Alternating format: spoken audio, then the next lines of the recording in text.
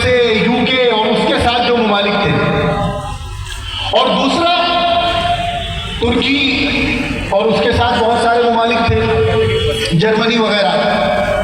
तो मौलाना महमूद हसन देवबंदी ने, ये मैं आपको जरा सा शॉर्ट करके और आसान लफ्जों में समझाने की कोशिश कर रहा हूँ। मौलाना महमूद हसन देवबंदी ने तहरीक ये चलाई कि वो ममालिक जो ब्रिटिश गवर्नमेंट के खिलाफ जंग लड़ रहे हैं, हिंदुस्तान में भी ब्रिटिश गवर्नमेंट का कब्जा है, उन्होंने गुलाम बना रखा है, तो वो ममालिक जो ब्रिटिश गवर्नमेंट के खिलाफ जंग लड़ रहे हैं, उनसे बातचीत की जाए और उनको इस बात पर आमादा किया जाए कि आप इस मुल्क में अंग्रेजों का जो कब्जा है उन पर बाहर से अटैक करें, और मुल्क के अंदर ऐसी तहरीक चलाई जाए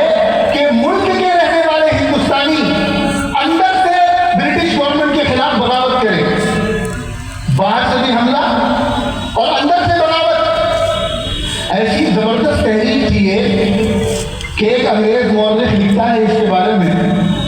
कि अगर ये तहरीक कामयाब हो जाती तो हमें समंदर की तह में भी सर छुपाने की जगह नहीं मिलती। लेकिन जाहिर है इंसान अपनी तदबीरें करता है, उन्हें कामयाब करना तो अल्लाह ताला का काम है। अल्लाह ताला की मशीयत को ये बात मंजूर नहीं थी, और एक जो खतों की दावत होती थी बाहर के ममालिक से, तो वो एक रुमाल में होती थी जो रेशम का था, उसमें कुछ खास राज दुनियाज की बातें लिख कर भेजी जा रही थी। इधर तवज्जो रखें, अभी आप मेहमान को सुनेंगे इंशाअल्लाह। मैं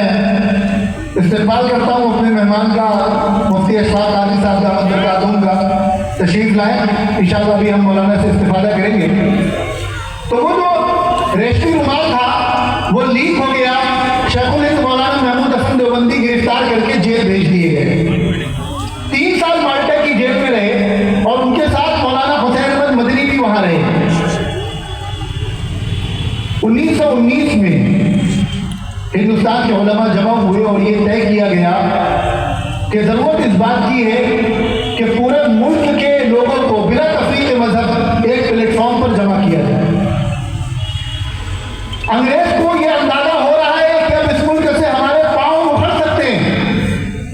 और वो इस मुल्क पर अपने कब्जे को बाकी रखने के लिए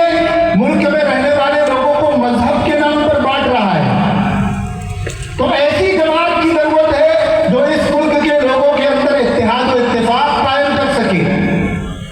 और ऐसी फिजा हमवार करे, ऐसा माहौल बनाए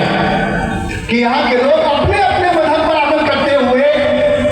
आजादी के लिए एक प्लेटफॉर्म पर, एक ताकत के नीचे जमा हो, एक बैनर के नीचे, और आजादी की लड़ाई लड़े। चुनाचे 1919 में जमीयत उलमा हिंद की बुनियाद रखी गई। हम मुसलमानों के पर्सपेक्टिव से अगर देखें तो जमीयत उलमा हिंद के क़याम का एक बुनियादी मकसद तो हिंदुस्तान को आज़ाद कराना था,